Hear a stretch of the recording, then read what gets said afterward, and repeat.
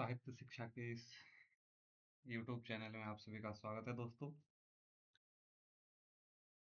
आज फिर से उसने कहा था कि दूसरी कड़ी में आपको लेकर आता हूँ और कल जहाँ तक रुके थे उसके बाद आज फिर से शुरू कर रहे हैं। तो कल 2 भाग तक देख चुके थे, आज बारी है तीसरी भाग को देखने। तो चलिए, सबका स्वागत है।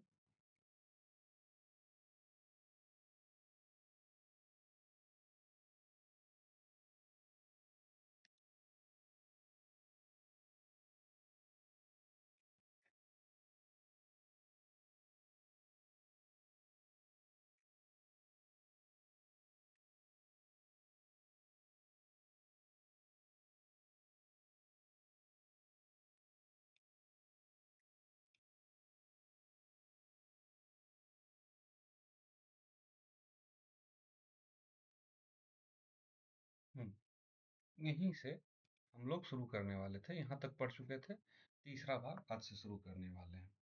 तो सब कोई का स्वागत है सबसे पहले, और ध्यान से आप लोग देखिए, इसमें सारा जो भी बातें हैं वो सब स्पष्ट हो जाएगी आपको।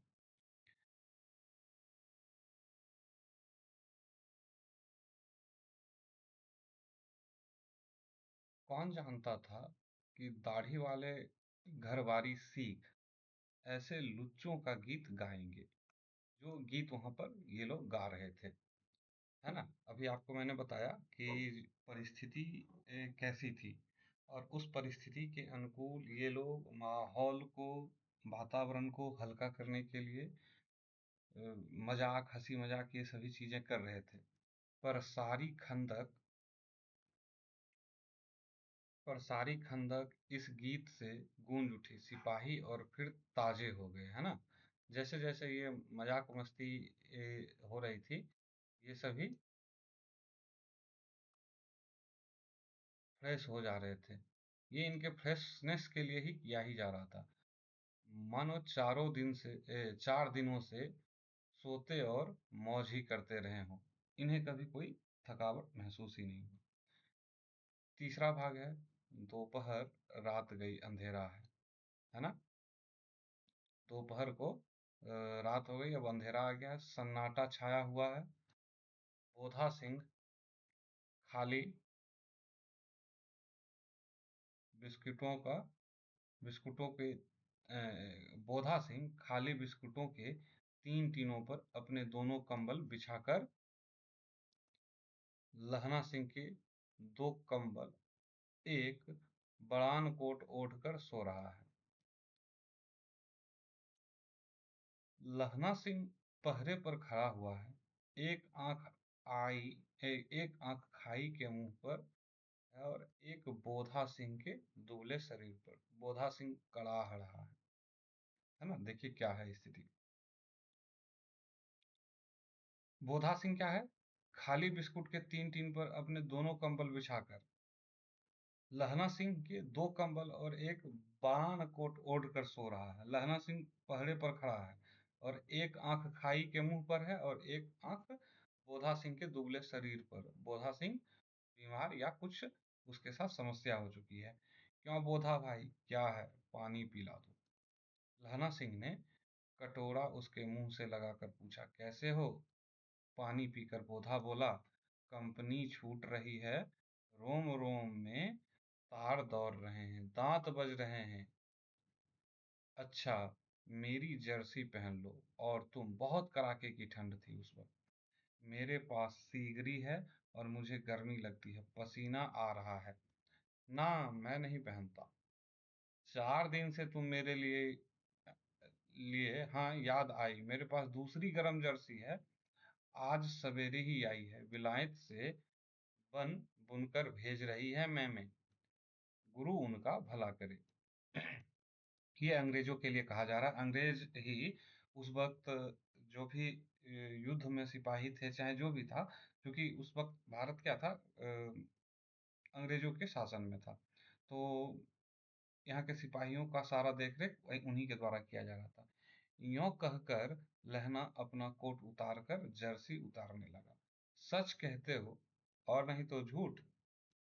बोधा को यह विश्वास ही नहीं हो रहा था कि शायद लहना सिंह के पास एक ही हो, उसे ऐसा लग रहा था।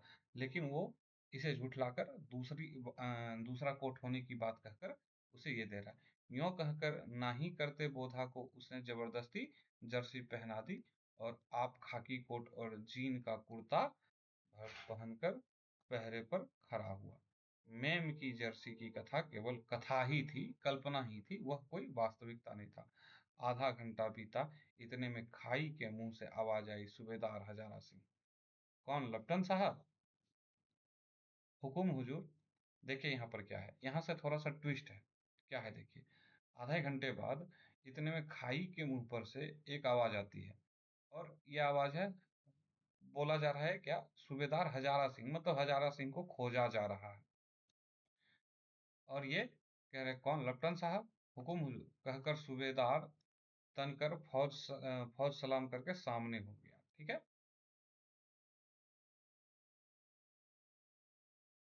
देखो देखो, इसी दम धावा करना होगा। बोधा भी कंबल उतारकर चलने लगा। तब लहना सिंह ने उसे रोका। लहना सिंह ने उसे रोका। लहना सिंह आगे हुआ तो बोधा के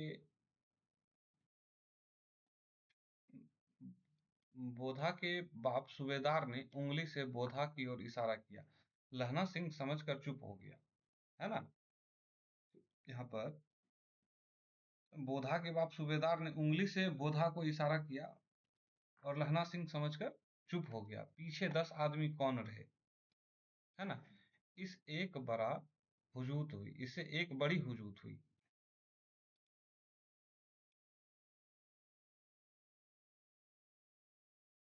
इससे एक बड़ी हुजूत हुई। कोई रहना ना चाहता था। समझा बुझाकर सूबेदार ने मार्च किया। लेफ्टिनेंट साहब लहना की सीगरी के पास मुंह फेर कर खड़े हो गए और जेब से सिगरेट निकालकर सुलगाने लगे। 10 मिनट बाद उन्होंने लहना की ओर हाथ बढ़ाकर कहा, लो तुम भी पियो। ये ना, ये जो व्यक्ति आया था अभी यहाँ पर, आप पढ़े कि सूबेदार हजारा सिंह, कौन? लेफ्टिनेंट साहब, हुकुम हुजूर। ये जो व्यक्ति है, ये जो खोजने आया, ये खोजने वाला विदेशी था, कोई जर्मनी का व्यक्ति था, कोई जर्मनी का सिपाही था। और वो वहां पर से सबको भटका रहा था। मतलब यहाँ इस खंदक में जितने सिपाही थे, उसको यहाँ से लेकर कहीं दूसरे जगह जाता, उसकी हत्या करता, उन सब की हत्या करता, और यहाँ से फिर अपने सिपाही को रास्ते, मतलब यहाँ से रास्ता बनाता अंदर आने का। लेकिन ये समझ गया और इशारा किया, सब लोग शांत हो गए। है ना? और सबसे बड़ी बात कि यहाँ जो ये घटना घटी, कि वो तो सिगरेट पीते ही नहीं है, और ये सिगरेट जला करके पी रहा है, और किसको इशारा कर रहा है पीने के लिए? ये सिगरेट जलाकर खुद भी पी रहा है और लहना को भी कह रहा है, लो पी लो। आंख मारते मारते लहना सिंह सब समझ गया। मुंह का भाव छिपाकर बोला, लाओ साहब। हाथ आगे करते ही उसने सीगरी के उजाले में साहब का मुंह देखा। तब उसका माथा ठनका। लपटन साहब के पट्टियों वाले बाल एक दिन में ही कहाँ उड़ गए, और उनकी जगह कैदियों से कत्ते बाल कहाँ से आ गए? लहना सिंह ने जांचना चाहा। पलटन साहब 5 वर्ष से उसकी रेजिमेंट में थे। क्यों साहब, हम लोग हिंदुस्तान कब जाएंगे, लड़ाई खत्म होने पर? क्यों, क्या यह देश पसंद नहीं? नहीं साहब, शिकार के हुए मजे यहाँ कहाँ, याद है पर साल नकली लड़ाई के पीछे हम आप जगाधरी जिले में शिकार करने गए। हाँ हाँ हाँ। अब अब लहना सिंह क्या कर रहा है? अब लहना सिंह ये जो नकली लपटन साहब बनकर आया है,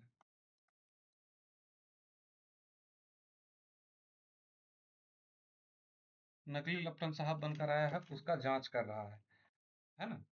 अब उसको अब उसको बहुत सारा बहुत सारी परीक्षाएं लेगा उससे, बहुत तरह का बात निकलवाएगा और पता करेगा कि क्या सही में इससे बात मिल रहा है या नहीं।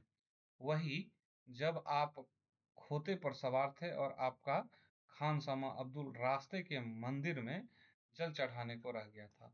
बेशक पाजी कहीं का, सामने से वह नील गाय निकली कि ऐसी बड़ी मैंने कभी नहीं देखी थी। और आपकी एक गोली कंधे में लगी और पट्टे में निकली पुट्ठे में निकली। ऐसे अफसर के साथ शिकार खेलने में मजा है। क्यों साहब, शिमले से तैयार होकर उस नील गाय का सर आ गया था ना। आपने कहा था कि रेजिमेंट की मेस में लगाएंगे, है ना। ये सब उससे केवल उसको फंसाने के लिए ये सब सवाल किया जा रहा है। हाँ, पर मैंने वह विलायत भेज दिया। ऐसे बेड़े बेड़े सिंह 2-2 फुट के तो होंगे। हाँ लहना सिंह, 2 फुट 4 इंच के थे। तुमने सिगरेट नहीं पिया? ये फिर से वही नकली लपटन साहब कह रहे हैं। पीता हूँ साहब, दिया सलाई ले आता हूँ, कहा और लहना सिंह खंदक में घुसा।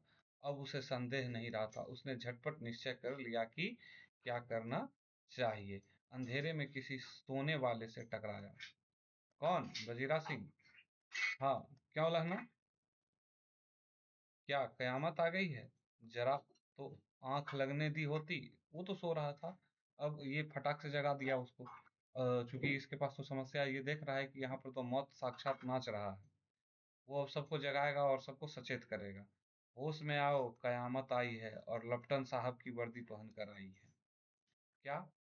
लपटन साहब या तो मारे गए हैं या कैद हो गए हैं। मतलब ये जो जर्मनी का सिपाही था, वो उसको पकड़ लिया है और उसका वर्दी पहन करके, उसका वेश बना करके यहाँ आ चुका है। लेकिन वेश बना लेने से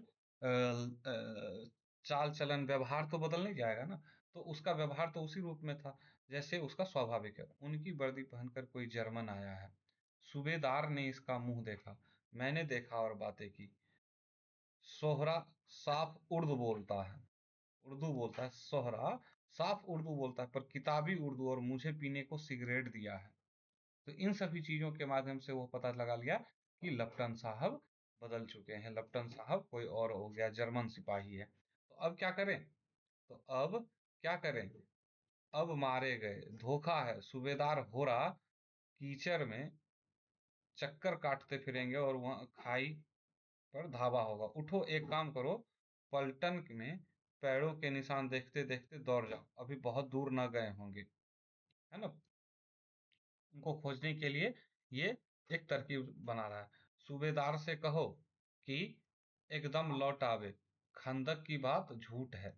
वो उसको कहाँ भेज दिया था? खंदक से उधर दूसरी तरफ भेज दिया था।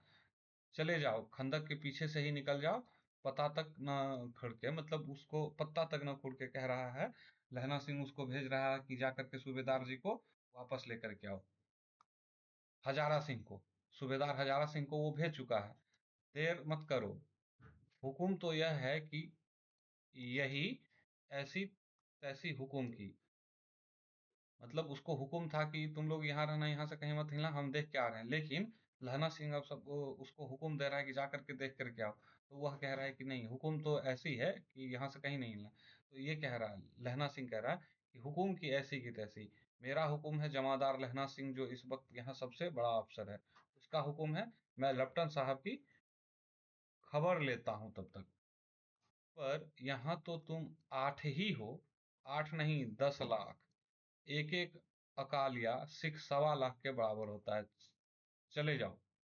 लौट कर खाई के मुहाने पर लहना सिंह दीवार से चिपक गया। उसने देखा कि लपटन साहब ने जेब से बेल के बराबर बराबर 3 गोले निकाले। मतलब वो जो बम होता है, गोला जिसका पिन फेंक करके मारते हैं, वो बम उसने निकाला।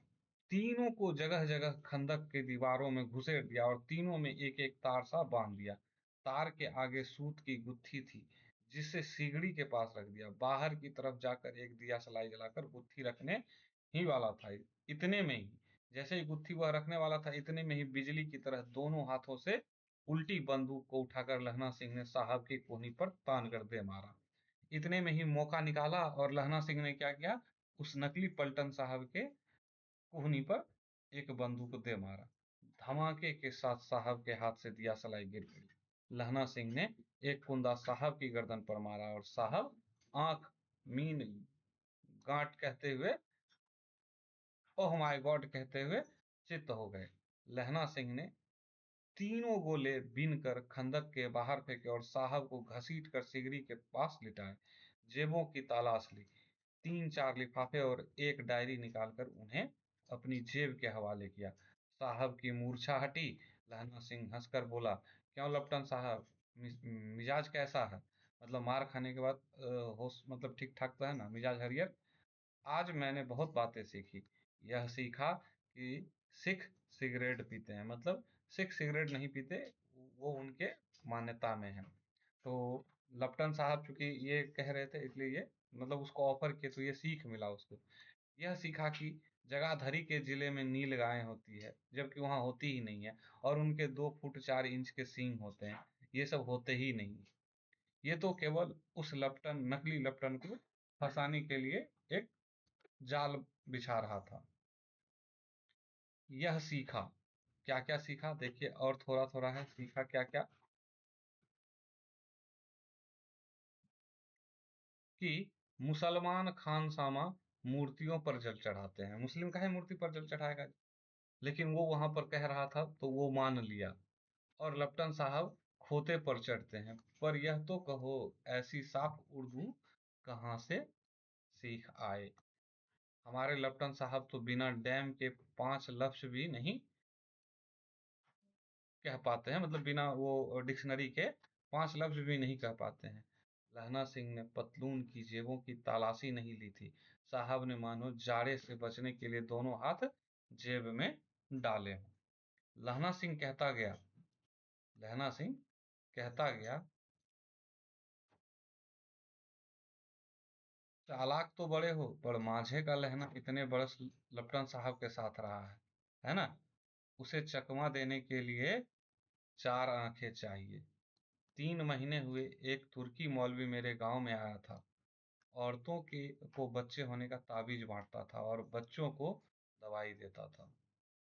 ये अब कहानी बता रहा है कि हम कहाँ कहाँ से चालाकी सीखे। चौधरी के बड़ के नीचे मंजा बिछाकर हुक्का पीता रहता था और कहता था कि जर्मनी वाले बड़े पंडित हैं, वेद पढ़ पढ़ कर उसमें से विमान चलाने की विद्या जान गए हैं। गौ को नहीं मारते, हिंदुस्तान में आ जाएंगे तो गौ हत्या बंद कर देंगे। मंडी के बनियों को बहकाता था कि डाक खाने से रुपए निकाल लो, सरकार का राज्य जाने वाला है। डाक बाबू पोल्हू राम भी डर गया था। मैंने मुल्ला की दाढ़ी मुंड दी और गांव से बाहर निकाल कर कहा था कि जो मेरे गांव में अब पैर रखा तो साहब की जेब में से पिस्तौल चला और लहना की जांघ में गोली लग गई। इतने में, इतनी बातचीत हो रही थी, इतने में ही वह लपटन जर्मनी सिपाही जेबी से गोली चला दिया और गोली जा करके लहना के पैर में, जांघ में लग गई। इधर लहना की हेनरी मार्टिन के 2 फायरों ने साहब की कपाल क्रिया कर दी। मतलब इसके बाद लहना ने भी तुरंत फटाक से 2 गोली चला दिया। धड़ाक सुनकर सब दौड़ आए। बोधा चिल्लाया,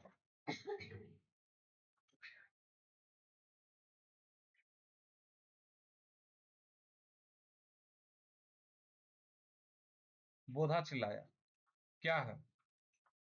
लहना में लहना सिंह ने उसे तो यह कहकर सुला दिया कि एक हड़का कुत्ता आया था। अच्छा, लहना सिंह बोधा को सुला दिया था कि एक हड़का कुत्ता आया था, मार दिया। और औरों से सब हाल कह दिया। बंदूकें लेकर सब तैयार हो गए। लहना ने साफा फाड़कर घाव के दोनों तरफ पट्टियां कसकर बांधी। घाव मांस में ही था। पट्टियों को कसने से लहू बंद हो गया। इतने में 70 जर्मन चिल्लाकर खाई में घुस पड़े। सिखों की बंदूकों की बाढ़ ने पहले धाबे को रोका, दूसरे को रोका, पर यहाँ थे 8। लहना सिंह तक तक कर मार रहा था। वह खड़ा था और लेटे हुए था, और वे 70 अपने मुर्दा भाइयों के शरीर पर चढ़कर जर्मन आगे घुस आते थे आगे घुस आते थे। अब युद्ध शुरू हो चुका है। जर्मन वहां पर कब्जा करने का पूरा प्लान बना करके आया हुआ था, है ना? तो काफी संख्या में थे, 70 की संख्या में थे। थोड़े मिनटों में वे अचानक आवाज आई, वाहे गुरु जी की फतेह, वाहे गुरु जी की खालसा। और धड़ाधड़ बंदूकों के फायर जर्मन के पीठ पर पड़ने लगे। ऐन मौके पर जर्मन दो चक्कों के पाटों के बीच में आई। पीछे से सूबेदार हजारा सिंह के जवान आग बरसाते थे और सामने से लहना सिंह के साथियों के संगीन चल रहे थे। पास आने पर पीछे वालों ने भी संगीन पिरोना शुरू कर दिया। लहना सिंह के साथियों के संगीन चल रहे थे। पास आने पर पीछे वालों ने भी संगीन पिरोना शुरू कर दिया। एक किलकारी और अकाल सिखा दी फौज आई। वाहे गुरु दी जी फतेह, वाहे गुरु दी जी खालसा। सत श्री अकाल पुरुष। और लड़ाई खत्म हो गई है। 63 जर्मन या तो खेत रहे थे या कड़ाह रहे थे। सिखों में 15 के प्राण गए। सूबेदार के दाहिने कंधे में से गोली आर पार निकल गई थी। लहना सिंह की पसली में एक गोली लगी थी।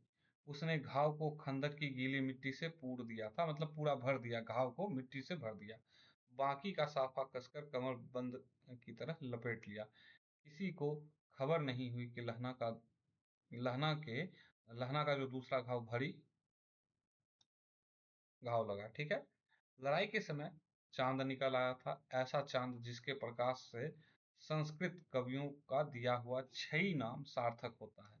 और हवा ऐसी चल रही थी, संस्कृत कवियों का छई मतलब अमृत, जैसे कि बाण भट्ट की भाषा में दंतवीणो पदेशाचार्य कहलाती है। वजीरा सिंह कह रहा था कि कैसे मन क्षण भर फ्रांस की भूमि पर मेरे बूटों से चिपक रही थी। जब मैं दौड़ा दौड़ा सूबेदार के पीछे गया, सूबेदार लहना सिंह से सारा हाल सुनकर कागजात पाकर उसकी तुरंत बुद्धि को सराह रहे थे और कह रहे थे कि तू ना होता तो आज सब मारे जाते। इस लड़ाई की आवाज 3 मील दाहिने ओर की खाई वाले ने सुन ली थी। उन्होंने पीछे टेलीफोन कर दिया। वहां से झटपट 2 डॉक्टर और 2 बीमार ढोने की गाड़ियां चली आई। मतलब 3 मील दूर पर भारतीय या जो अंग्रेज पक्ष के सैनिक थे और जो भी थे, उन्होंने इस आवाज को सुना और वहां से वो लोग क्या बैकअप भेज रहे थे, जो कोई 1.5 घंटे के अंदर अंदर आ पहुंची। फील्ड अस्पताल नजदीक था। सुबह होते होते वहां पहुंच जाएंगे, इसलिए मामूली पट्टी बांधकर एक गाड़ी में घायल लिटाए गए और दूसरी में लाशें रखे गई। सूबेदार ने लहना सिंह की जांग में पट्टी बंधवानी चाहिए। बोधा सिंह जोर से बर्रा रहा था, पर उसने यह कहकर टाल दिया कि थोड़ा घाव है, सवेरे देखा जाएगा। वह गाड़ी में लिटाया गया। लहना को छोड़कर सूबेदार जाते नहीं थे। यह देख लहना ने कहा, तुम्हें बोधा की कसम है, तुम्हें जाना होगा।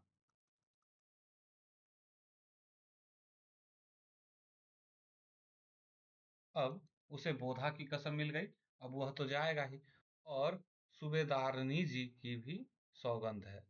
अब सूबेदारनी होरा का भी यहाँ पर जिक्र कर देता है। अब तो हजारा सिंह विवश हो गया जाने के लिए।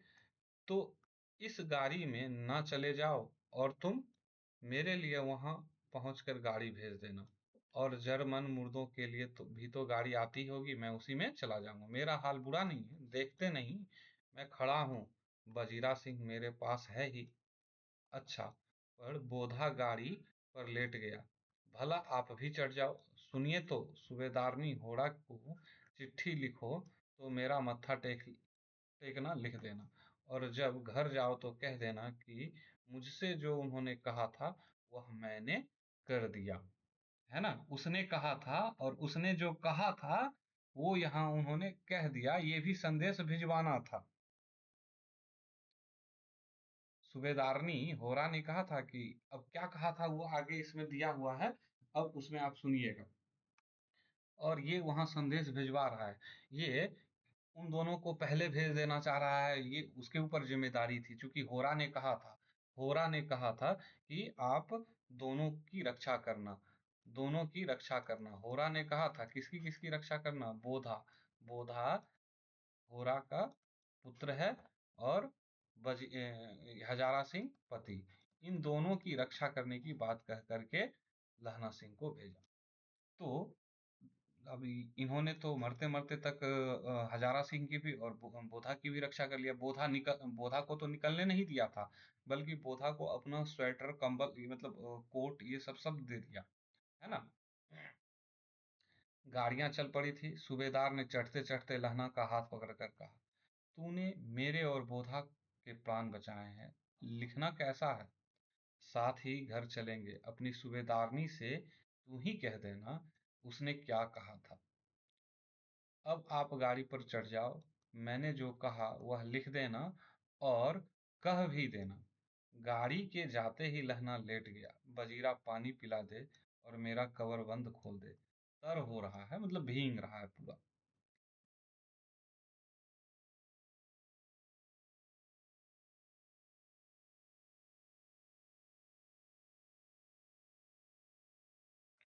मृत्यु के कुछ समय पहले स्मृति बहुत साफ हो जाती है। कहते हैं जब मौत आती है उस वक्त बहुत कुछ साफ साफ दिखाई देने लगता है। जन्म भर की घटनाएं एक एक करके सामने आने लगती है स्मरण में। सारे दृश्यों के रंग साफ होते हैं। समय की धुंध बिल्कुल उन पर से हट जाती है, वो बिल्कुल साफ हो जाता है। लहना सिंह 12 वर्ष का। अब देखिए फिर से वो फ्लैशबैक, पूर्व दीप्त यहाँ पर फिर से आ गया, है ना। पूर्व दीप्त फिर से आ गया। अमृतसर में मामा के यहाँ आया हुआ है, दही वाले के यहाँ, सब्जी वाले के यहाँ, हर कहीं से उसे 8 साल की लड़की मिल जाती है। जब वह पूछता है कि तेरी कुड़माई हो गई, तब वह धत कहकर भाग जाती है। एक दिन उसने वैसे ही पूछा तो उसने कहा, हाँ कल ही हो गई, देखते नहीं यह रेशम के फूलों वाला साल। वह सुनते ही लहना सिंह को दुख हुआ, क्रोध भी आया। वजीरा सिंह, पानी पिला दो। पानी क्यों नहीं पिला रहा? क्या हुआ? वजीरा सिंह, पानी पिला दो। देखिए अब फिर से यहाँ पर एक सूचना आती है। अगले दिन समाचार में छपता है। क्या छपता है? 25 वर्ष बीत गए, अब लहना सिंह नंबर 77 राइफल में जमादार हो गया है। उस 8 वर्ष की कन्या का ध्यान ही न रहा। ना मालूम वह कभी मिली थी या नहीं। 7 दिन की छुट्टी लेकर जमीन के मुकदमे की पैरवी करने वह घर गया था। कौन? लहना सिंह। देखिए, लहना सिंह घर क्यों गया था? घर गया था जमीन का मामला सलटाने। जमीन का मामला सलटाने घर गया था।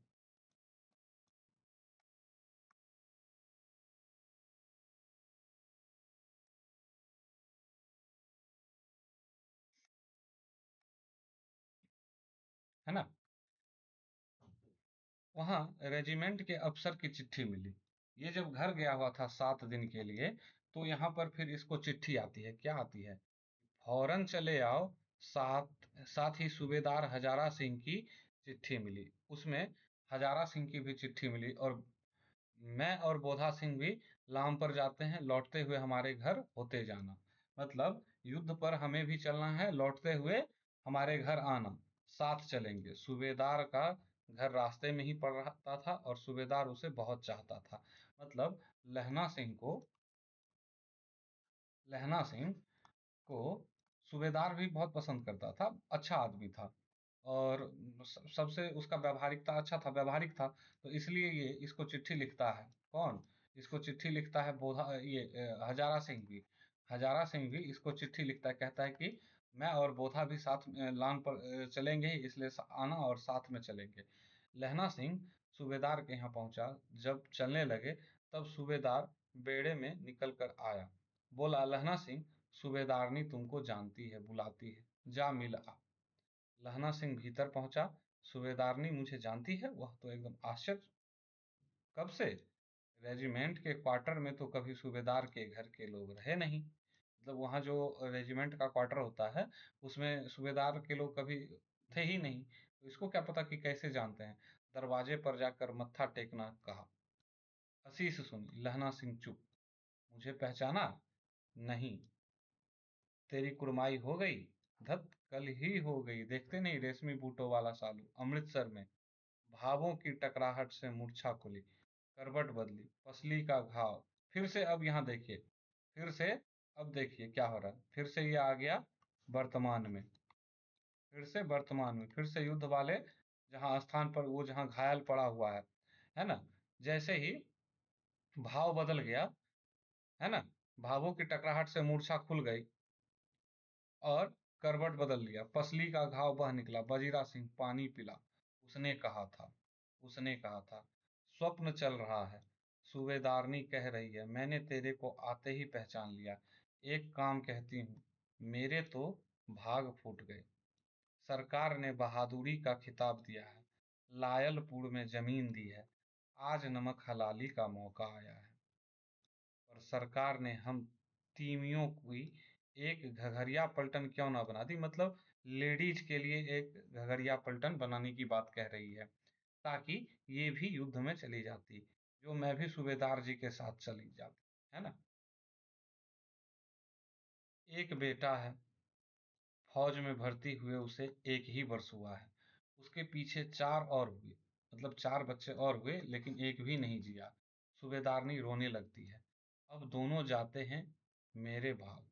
तुम्हें याद है, एक दिन टांगे वाले का घोड़ा दही वाले के दुकान के पास बिगड़ गया था। तुमने उस दिन मेरे प्राण बचाए। आप घोड़ों की लातों पर चले गए और मुझे उठाकर दुकान के तख्त के पास खड़ा कर दिया। ऐसे ही इन दोनों को बचाना, यह मेरी भिक्षा है तुम्हारे आगे। मैं आंचल पसारती हूँ। और यही है, उसने कहा था। उसने कहा था। उसने कहा था। यही है कि उस दिन मेरे प्राण बचाए थे, आप घोरों की लातों पर चले गए और मुझे उठाया। ऐसे ही इन दोनों को बचाना, इन दोनों को बचाना, यही होराने का, यही मेरी भिक्षा है। तुम्हारे आगे मैं आंचल पसारती हूँ और अपने पति और अपने बेटे की भीख मांगती हूँ कि उसको बचा लेना। रोती रोती सूबेदारनी ओबड़ी में चली गई। लहना सिंह भी आंसू पोंछता हुआ बाहर आया। बजीरा सिंह पानी पिला फिर से आ गया यहाँ पर वर्तमान में। फिर से वर्तमान जहाँ युद्ध है वहां पर आ गया। उसने कहा था। लहना का सिर अपनी गोद में रखे बजीरा सिंह बैठा है। जब मांगता है तब पानी पिला देता है। आध घंटे तक लहना फिर चुप रहा।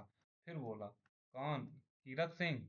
बजीरा ने कुछ समझकर कहा, हाँ भैया, मुझे और ऊंचा कर ले, अपने पट्ट पर मेरा, पेट पर मेरा सिर रख ले। बजीरा ने वैसा ही किया, अपने पेट पर उसका सिर रख लिया। हाँ अब ठीक है, पानी पिला दे बस। अब के हार में यह आम खूब फलेगा। चाचा भतीजा दोनों यहीं बैठकर आम खाना। जितना बड़ा तेरा भतीजा है उतना ही बड़ा यह आम। जिस महीने उसका जन्म हुआ उसी महीने मैंने इसे लगाया था। बजीरा सिंह के आंसू टप टप टपक रहे थे। कुछ दिन, चूंकि पता था कि अब मरने वाला है, कुछ दिन पीछे लोगों ने अखबारों में पढ़ा। कुछ दिन पीछे बाद में जाकर के अखबारों में पढ़ा कि फ्रांस और बेल्जियम 67वीं सूची मैदान में घावों से मरा। नंबर 77 सिख राइफल्स जमादार लहना सिंह। निष्कर्ष, हम कह सकते हैं कि उसने कहा था कि कहानी कला की दृष्टि से एक बहुत ही सफल कहानी है, जिसमें लहना सिंह के माध्यम से लेखक ने निश्चल प्रेम को व्यक्त किया है, प्राण पालक त्याग और बलिदान आदि का संदेश दिया। वास्तव में इस कहानी को कला के कारण समीक्षक आधुनिक हिंदी की पहली कहानी का गौरव देते, लेकिन ये है नहीं, पहली कहानी है नहीं, है ना।